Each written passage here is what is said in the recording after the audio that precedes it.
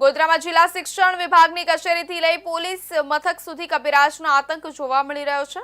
One વિભાગે 4 અલગ અલગ ટીમો બનાવી બેકાબુ બનેલા કપિરાજને એર ગનની મદદથી પાંજરે પૂરવાની કવાયત હાથ ધરી।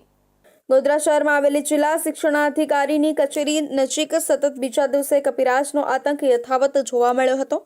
વન વિભાગે કપિરાજને પકડવા માટે કવાયત તેજ બનાવી છે। ગોધરા શહેરના સિવિલ લાઇન્સ રોડ પર આવેલી જિલ્લા શિક્ષણાધિકારીની કચેરી પાસે એક કપિરાજે આતંક મચાવ્યો હોવાની ઘટના સામે આવી છે।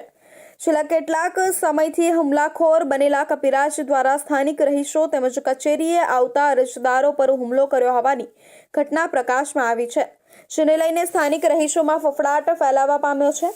હાલમાં વન વિભાગ દ્વારા હુમલાખોર બનેલા કપિરાજને ઝડપી પાડવા માટે ચક્રો ગતિમાન કરવામાં આવ્યા છે।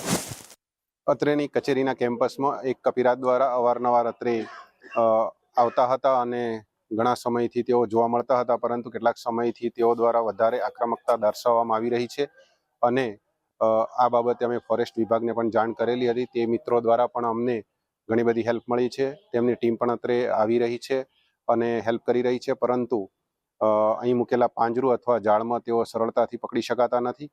તેમની ચપળતાના કારણે એ નીકળી જાય છે। અત્રે ઉલ્લેખનીય છે કે હુમલાખોર બનેલા કપિરાજ દ્વારા 6 જેટલા લોકો પર હુમલો કરીને ઈજાઓ પહોંચાડી છે, જેને ઝડપી પાડવા માટે વન વિભાગ દ્વારા કવાયત હાથ ધરવામાં આવી છે। પરંતુ સતત 6 દિવસે હુમલાખોર કપિરાજનો આતંક યથાવત જોવા મળી રહ્યો છે, ત્યારે લોકોમાં ફફડાટ ફેલાયો છે। ગોધરા શહેરના સિવિલ લાઇન્સ રોડ વિસ્તારમાં હુમલાખોર બનેલા કપિરાજે છેલ્લા 6 દિવસથી આતંક મચાવ્યો છે, જેમાં સ્થાનિક રહીશો સહિત જિલ્લા શિક્ષણાધિકારીની કચેરી ખાતે આવતા અરજદારોને પણ હુમલાનો ભોગ બનાવ્યા છે। ત્યારે વન વિભાગ દ્વારા 2 દિવસથી કવાયત હાથ ધરવામાં આવી છે। ત્યારે કપિરાજ વધુ ઉગ્ર બનતા અનેક લોકોને બચકા ભર્યા હતા, જેને લઈને શિક્ષણ વિભાગ દ્વારા કપિરાજને તાકીદે ઝડપી પાડવા માટે જાણ કરી હતી।